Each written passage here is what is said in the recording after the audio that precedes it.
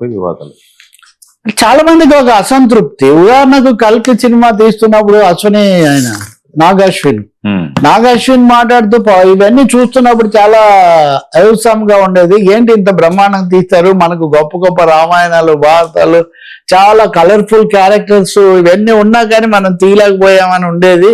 అందుకే నేను కల్కి సినిమా తీశానని ఆయన అప్పుడు ఒక మాట చెప్పాడు. సో చాలా మందికి ఈ ఫ్యాసినేషన్, ఉదాహరణకి ఎన్టీఆర్ లాంటి వాళ్ళకు కూడా నటనతో పాటు ఫ్యాసినేషన్ ఒకటి ఉంటుంది. నమ్మకాలు ఎవరెవరు అన్నది వేరే విషయం. కానీ ఇప్పుడు టెక్నాలజీ పెరిగిన తర్వాత అంతర్జాతీయ స్థాయిలో హాలీవుడ్ స్థాయిలో పౌరాణికాలు తీయాలి. దానికోసం ఇప్పుడు రామాయణ అనేది బహుశా 5,000 కోట్లతో ఖర్చు, ఇట్లా 1,000 కోట్ల ఇదే చెప్తున్నారు. రణ్వీర్ తర్వాత ఈయన యష్ KGF ఆయన విలన్, అతను విలన్ రావణాసురుడు. విలన్ అంటానికి కూడా లేదు, రామారావు వేశారు కదా రావణాసురుడు, అతను వేస్తున్నాడు. సాయి పల్లవి సీత ఈ చిత్రం మొదటిసారిగా రామాయణాన్ని చాలా భారీ ఎత్తున అంతర్జాతీయ స్థాయిలో ఆవిష్కరిస్తుంది అని చాలా భారీ అంచనాలు ఆలోచనలన్నీ ఉన్నాయి. అయితే రామాయణంలో పిడకల వేటని మనకు సామెత ఉన్నట్టుగా ఇక్కడ రామాయణంలో చీరల వేటలాగా ఈ సినిమాలో డ్రెస్సులు బాలేవు. ముఖ్యంగా కైకే పాత్ర వేసినటువంటి లారా దత్తా అని ఆమె గతంలో ఈమె అనుకుంటా విశ్వసుందరి, ఆమె వేసుకున్నదే చీర ఏంటి, అది ఆధునిక కాలం నాటి చీరలాగా ఉంది తప్ప రామాయణ కాలం నాటి చీరలాగా లేదు.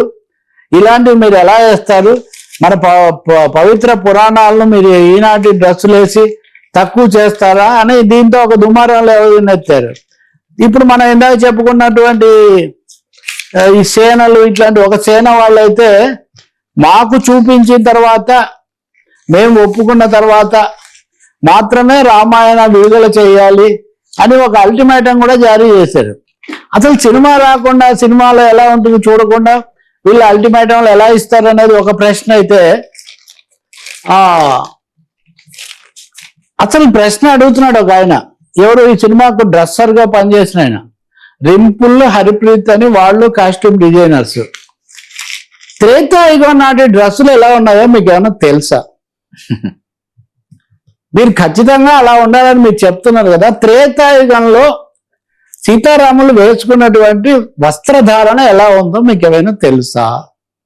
మేము రామాయణాలు భారతాలు పురాణాలు చదివి శిల్పాలు చూసి అలాగే రవివర్మ లాంటి ప్రసిద్ధ చిత్రకారులు వేసినవి ఇవన్నీ కూడా గమనించి ఒక వేషధారణ తయారు చేస్తాము. అది గౌరవంగా ఉండేటట్టుగా మేము చూస్తాము. అంతేగాని మీరు ముందస్తుగానే ఇలా ఉంది కాబట్టి అలా కుదరదంటే మేము ప్రశ్నిస్తున్నాము. ఇది కదా ఈరోజు వాళ్ళు టైమ్స్ ఆఫ్ ఇండియాలో మంచి ఇంటర్వ్యూ కూడా ఇచ్చారు.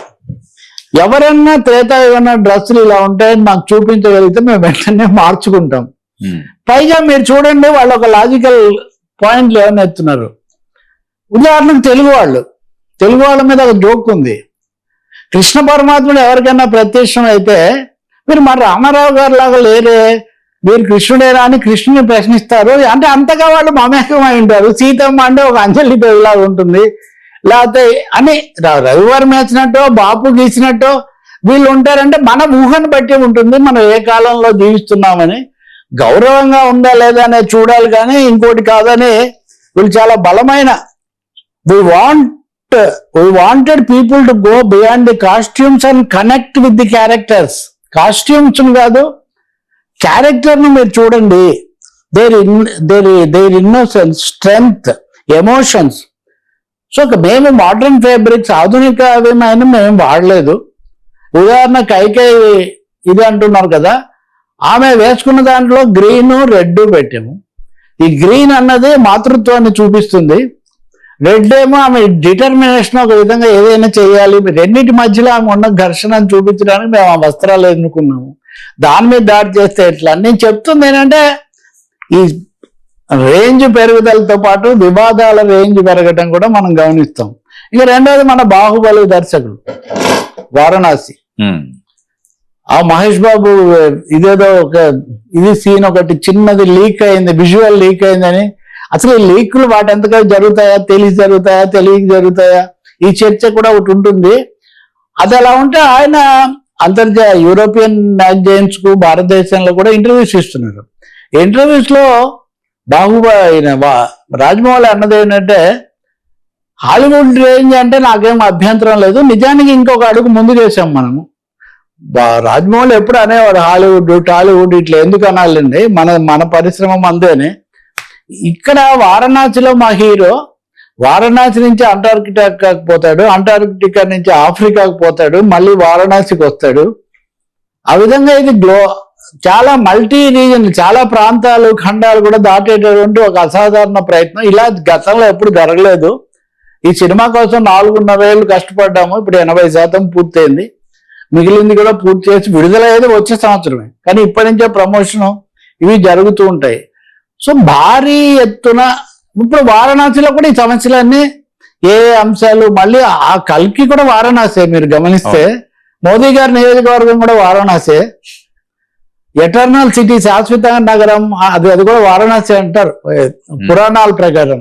అదే యూరోపియన్స్ రోమ్ అనేవాళ్ళు. రోమ్ ఇస్ ఎవరెవరు దీన్ని బట్టి ఇంకొకటి అనుకుంటారు, ఖిలాఫత్ అది బాగ్దాదో ఏదో ఒకప్పుడు అనుకునేవాళ్ళు.